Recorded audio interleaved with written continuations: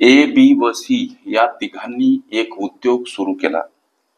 ए हा बीच्या तिप्पट गुंतवणूक करतो. बी हा सीच्या 203 भाग एवढी गुंतवणूक करतो आणि वर्षाअखेर त्यांना 6,600 रुपये नफा झाला तर नफ्यातील बीचा वाटा किती असा प्रश्न. लेकरांनो, प्रश्न कोणताही असो, प्रश्नातील केवळ 4 शब्द गुगलवर टाईप करा, प्रश्न सर्च करा, सापडतो. इथं अनुक्रमे हे जे भागीदार आहेत त्या उद्योगातले त्यांची इथं नावं मांडा. जसं की अनुक्रमे ए आणि बी आणि सी. हे वाक्य वाचा. बी हा सीच्या 203 भाग एवढी गुंतवणूक करतो. याचा अर्थ असा की सीची गुंतवणूक उदाहरणार्थ एक्स समजायची. बी हा सीच्या म्हणजे सीची गुंतवणूक प्रथमतः मांडा 2/3 भाग एवढी गुंतवणूक करतो. आता हे कोणतंच पद किंवा संख्या एकटी नसते, त्याच्या छेदस्थानी एक असतो. गोष्टीचा विचार करता 2 अपूर्णांक बनले, अपूर्णांकाचा गुणाकार, अंशाचा छेदाछेदाचा म्हणजे x आणि 2x छेदस्थानी 3 ही झाली बी ची गुंतवणूक. आता ए ची समीकरण स्वरूप गुंतवणूक म्हणजे काय हे वाक्य वाचा. ए हा बीच्या तिप्पट गुंतवणूक करतो. मग बीच्या तिप्पट करतो म्हणून बी ची गुंतवणूक इथं मांडा आणि याला भागीला 3. हे 3 सुद्धा एकटी नाही, त्याच्या छेदस्थानी 1. या गोष्टीचा विचार करता 2 अपूर्णांक कंसातला आणि कंसाबाहेर. हे पद परस्परांना गुणिला आणि अपूर्णांकाचा गुणाकार, अंशाचा छेदाछेदाचा, 3 दोन्ही 6 x छेदस्थानी 3 1 3 ही झाली ए ची गुंतवणूक. आता भांडवल आणि नफा ॲज इक्वल असतात ह्या गोष्टी. हेच त्यांच्या नफ्याचे गुणोत्तर असा त्याचा अर्थ. म्हणून 6x छेदस्थानी 3 एचा नफा, 2x छेदस्थानी 3 बीचा नफा आणि x सीचा नफा. समोर हा वर्षाअखेर झालेला एकूण नफा. इथं लेकरांनो छेद समान म्हणून 6x 2x बेरीज 8x छेदस्थानी 3 अधिक x समोर 6,600.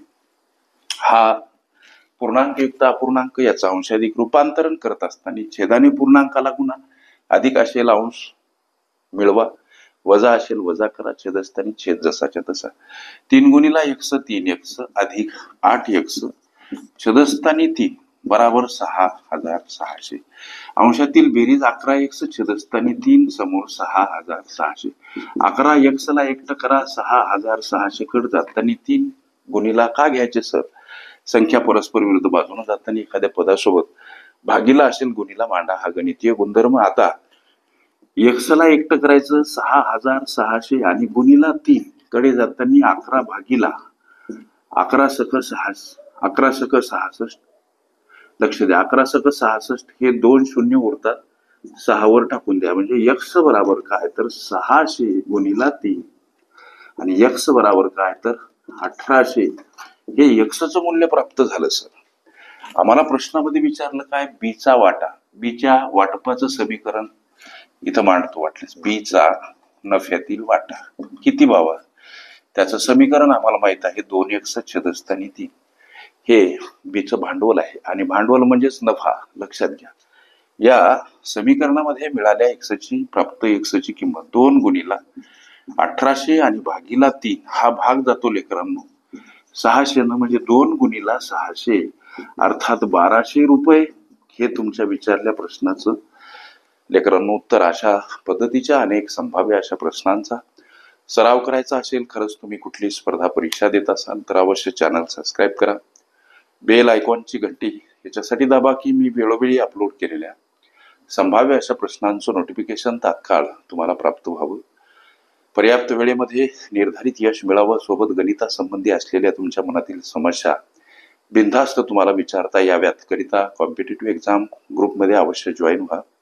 तिथं तुम्हाला दररोज असंख्य अनलिमिटेड दर्जेदार अशा संभाव्य प्रश्नांचा अनलिमिटेड नित्य सराव करता येईल. ओके,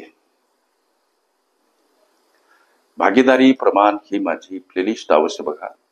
त्यामध्ये विविध स्पर्धकांनी विविध अंगांनी विचारल्या संभाव्य अशा असंख्य प्रश्नांचा सराव तुम्हाला करता येईल.